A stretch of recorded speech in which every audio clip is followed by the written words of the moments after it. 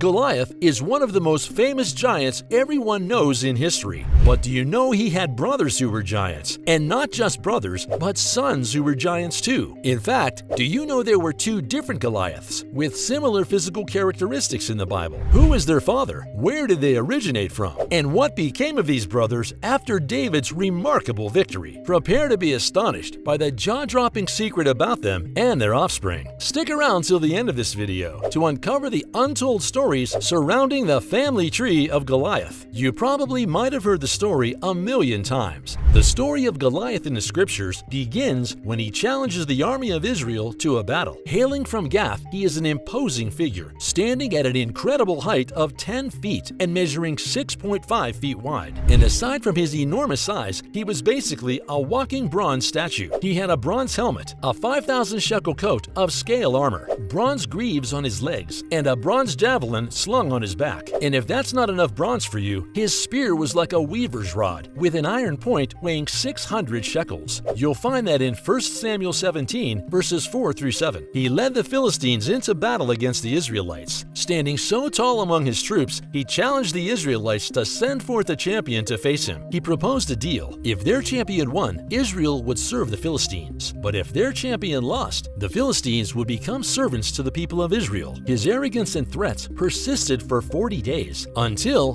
David came onto the scene. With a sling and a stone, David brought down the towering 10-foot giant, silencing his boasting and intimidation. That may be all you know about this famous story, but do you know that the Israelites faced more giants in the Bible? In fact, the battle against Goliath was just the tip of the iceberg. How? These are parts of the biblical accounts they'll never tell you. After David triumphed over Goliath, his brothers were unwilling to passively accept defeat. Instead, upon hearing of their brother's demise, they immediately devised a strategy for revenge. They relentlessly plotted different means to end David's life, going so far as to engage him in battles. Did you ever notice how the Philistines never gave Israel a moment of peace during David's reign as king? It was a period of unending war between the two. Every Philistine giant who challenged Israel seemed to have some connection to Goliath, whether directly or indirectly. Some theories suggest that one of these giants confronted David in another battle but was killed by one of David's warriors. Moreover, the event of Goliath's defeat wasn't Israel's first battle with giants. As they journeyed from Egypt to Canaan, a land of giants, they encountered these gigantic beings. The Canaanites were a mix of giant races, standing at a staggering 10 to 15 feet tall and measuring 6.5 feet wide. The Israelites had to deal with these giants, but they defeated them before taking over Canaan as their land. And this is where it gets more interesting. The Bible recorded that they encountered another giant, King Og of Bashan, a colossal 15 feet tall. He was so massive that he needed an iron bed to accommodate himself. One could call him a monster. Deuteronomy 3:11 gives a vivid detail of him. For only Og, king of Bashan, remained of the remnant of giants. Behold, his bedstead was a bedstead of iron. It is not Rabbath of the children of Ammon. 9 cubits was the length thereof, and 4 cubits the breadth of it, after the cubit of a man. Hold on a second. The Bible recorded that King Og of Bashan was the only giant left. In a stunning turn of events, the Israelites managed to conquer every one of his territory and eliminated him in the process, before continuing their journey to the Promised Land. Now the question is, if all these giants were supposedly wiped out, where on earth did Goliath and his brothers come from? Well, it seems some giants managed to escape death during the time of Moses and Joshua. Some fled to places like Philistia, Mesopotamia, and neighboring lands, while others even migrated to Africa. Their widespread existence suggests that the giants weren't limited to Canaan, but were found across the globe, from Asia to the Americas. In 2 Samuel 21, verses 15 through 22, and 1 Chronicles 20, verses 4 through 8, David and his brave servants faced these formidable giants again. As the battle dragged on,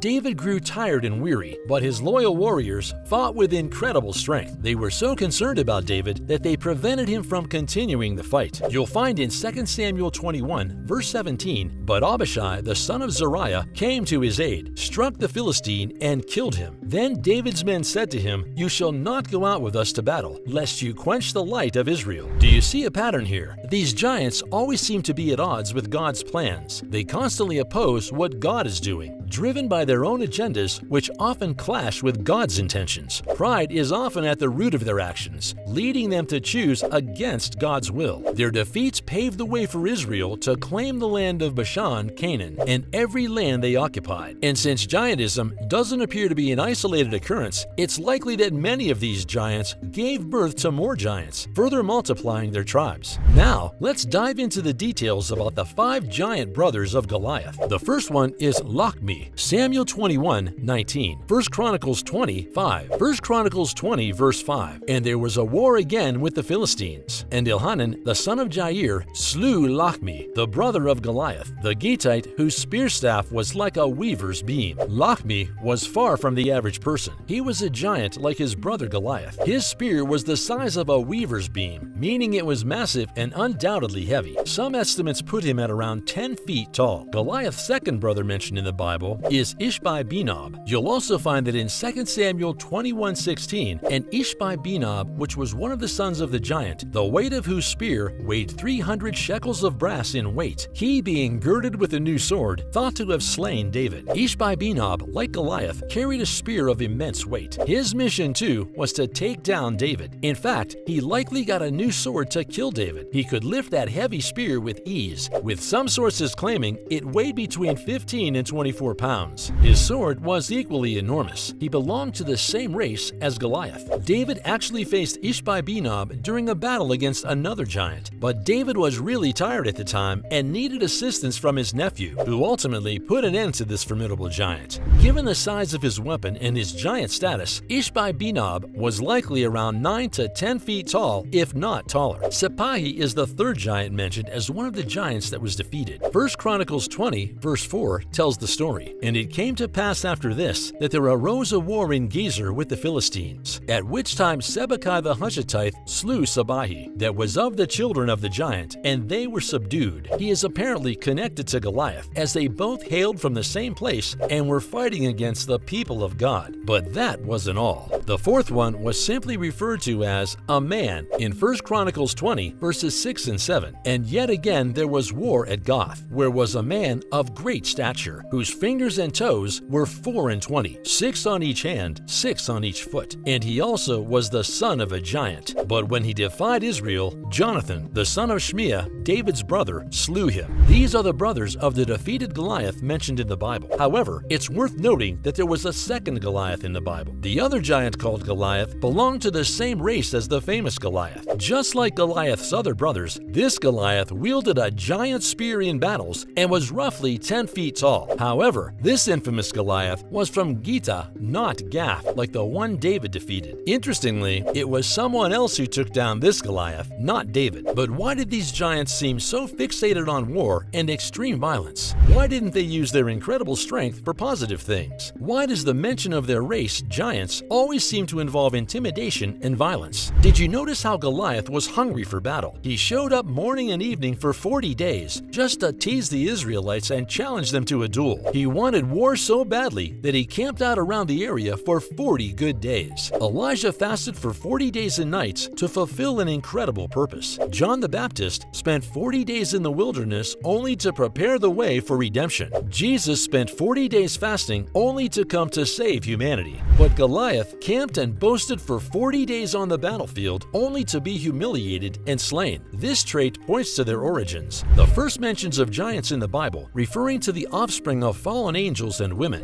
While it's uncertain if any of them physically survived the flood, the giant tribe may have persisted through one of Noah's sons. Ham was believed to have married a wife from the giant tribe, leading to some of their children being giants. This could explain the continuous appearance of giants in various civilizations, possibly through Ham. One intriguing observation is that those who defeated these giants weren't giants themselves. They were ordinary humans but possessed extraordinary power and had God's support. This shows that victory in battle isn't solely about physical strength, but is often the result of divine power. That's precisely what David and the others had on their side. Did you know Goliath had brothers and sons, or was this new information for you? Feel free to share your thoughts on this topic in the comments below. If you enjoyed this video, don't forget to give it a thumbs up and click the subscribe button to stay updated on more intriguing biblical mysteries that can enhance your spiritual understanding. Thanks for watching, and we'll see you in the next video.